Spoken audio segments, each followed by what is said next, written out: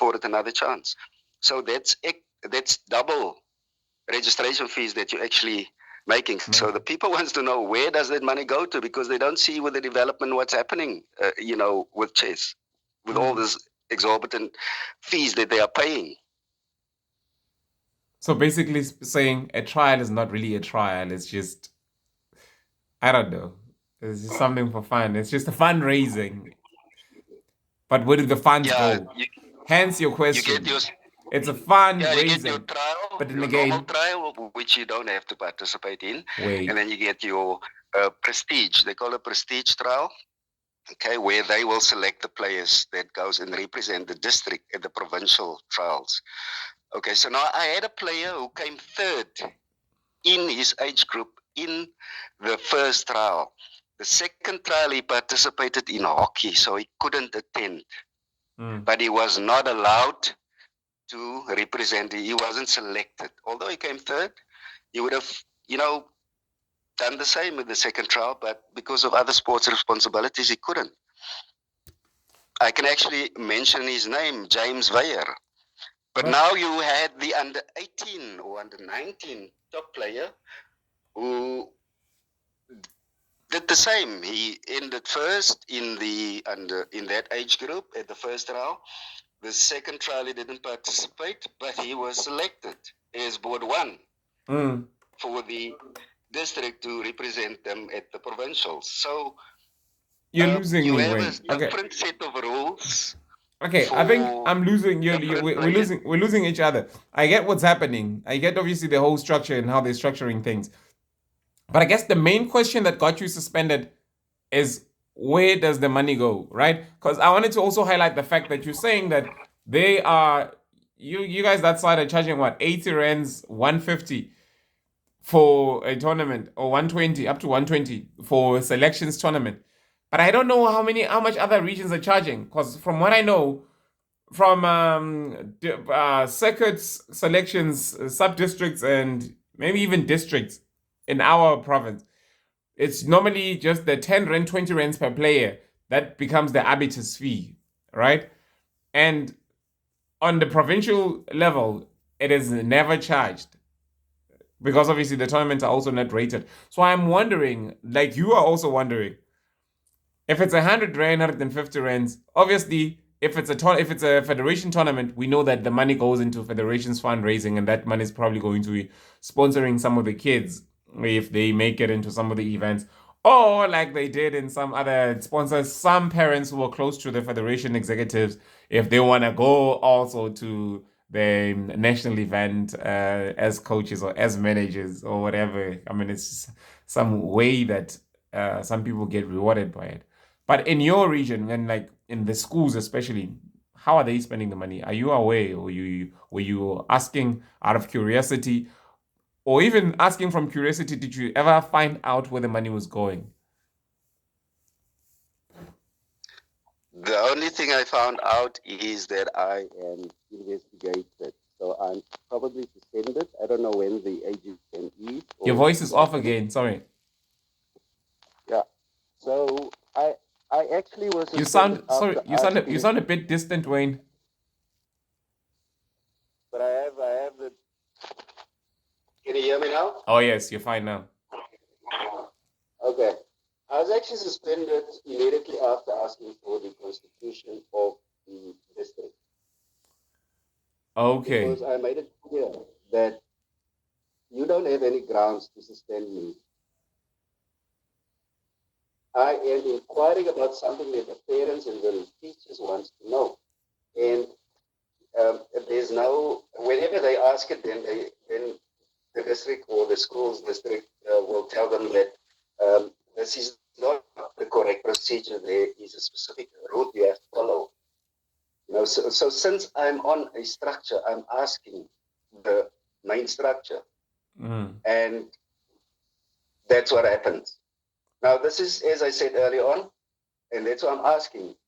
What makes our current provincial leaders or district leaders, I'm not mentioning names, I'm not saying everybody is like that, but we have a current mafia or a group of people that's been standing together for years against the suspended Chess South Africa board, but they've also created now their own little clique where you have to be in their good books. And I mean, I don't understand how CESCO can go with provinces that's not in good standing to a meeting, because we still have to abide by the Constitution of Chess South Africa. We still need to have, the way I see it, the only thing that's going to save chess in South Africa is for everything to start at the bottom. Clubs needs to register again as clubs according to the Constitution of Chess South Africa. That's how you go to elective AGM for the district. And that's the same for the district goes to provincial. And then from there, we elect a national council. Yeah, I understand. I understand what you're saying. You can't trust anyone that's involved in chess in South Africa, because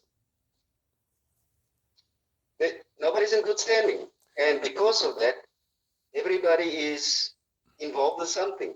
But then obviously, because everyone is not in good standing, do you think SASCOC has anywhere to go then? Because obviously SASCOC can't come in and do things on their own. Don't you think that this is the best solution, the best approach that SASCOC thought they might have? They're not necessarily saying that everyone that is now in the purported National Council is going to be a National Council after they're done with obviously revamping chess and obviously redistributing, redeveloping Chess South Africa. And maybe they just need some people to communicate with and to work with through this as they are obviously going through the process. It's possible because I'm thinking. I understand. I don't know you saying that not every province is in good standing because you know of a few provinces that are not in good standing. I know my province is Mpumalanga and it's definitely not in good standing. But maybe there are other provinces that are not in good standing. But then again, if we are to develop as Mpumalanga again, we need some directions to come from the top. And if it comes from SASCOC, working with some people from the top, sometimes we don't even have an understanding of why they choose the people that they choose to work with. But then now, would it what I do you see it working better if SASCOC was working from the front? Don't you think it will cost more, or it will have them involving even more people that they are not aware of than working with these people at the top that they've been communicating with, and then through there establish some proper structures from clubs, regions, and then province? Yeah, that makes sense, but then, obviously, as I mentioned in the video, we have very good chess administrators on both executive boards of Joe and Hendrik.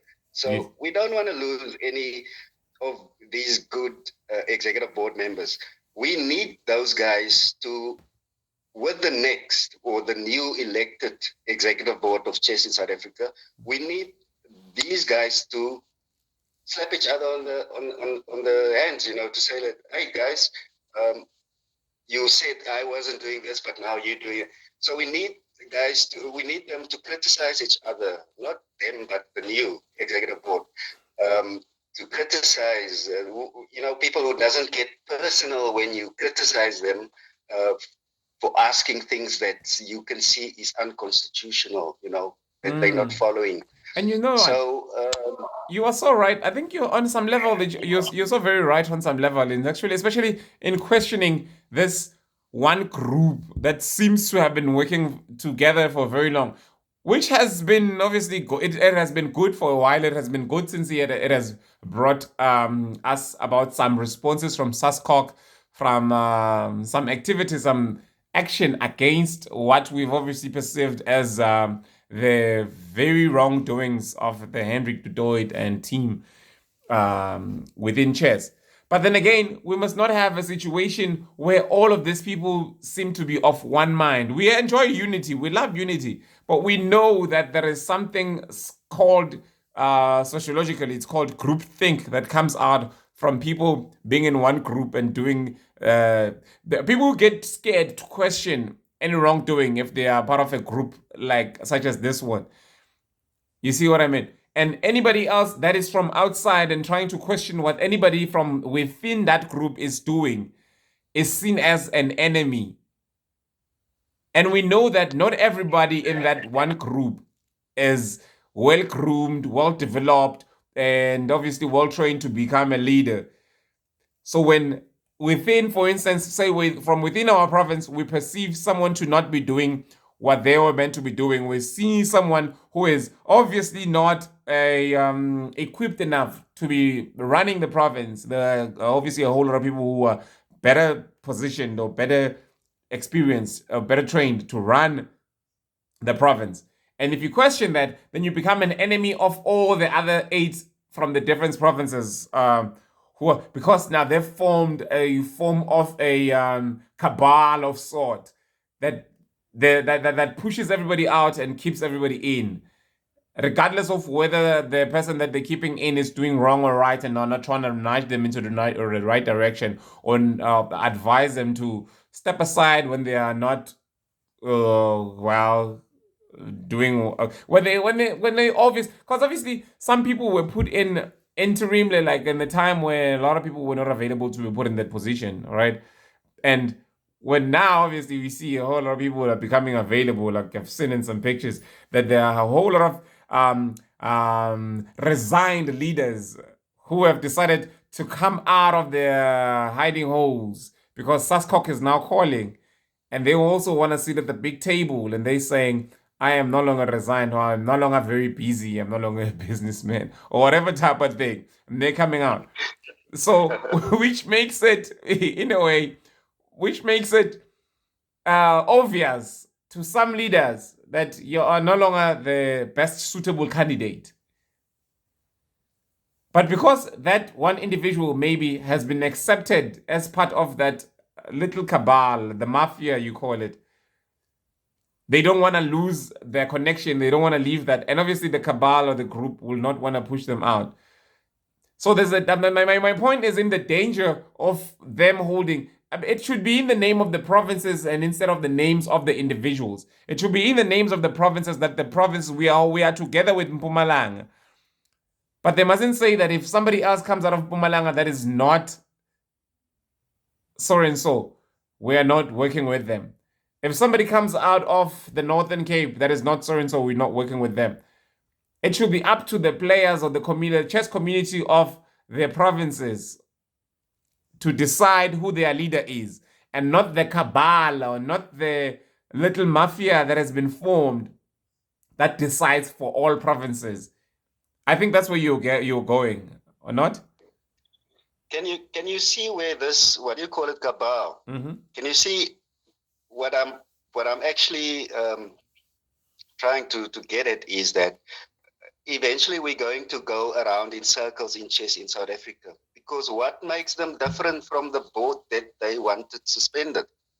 Because eventually this is what's going to happen again, because you have a certain clique, cabal, I like that word, and they are just looking out for each other. If you're not part of that clique, if you're not in their good books, then you can forget about being if you're an arbiter invited to come and to their tournaments, even although you might be the highest qualified arbiter in a municipality or a district or a province, they will have an excuse why they are asking for another arbiter. And you are right to be concerned about that. And why I'm saying this is because you are looking at them right now. They are running around with people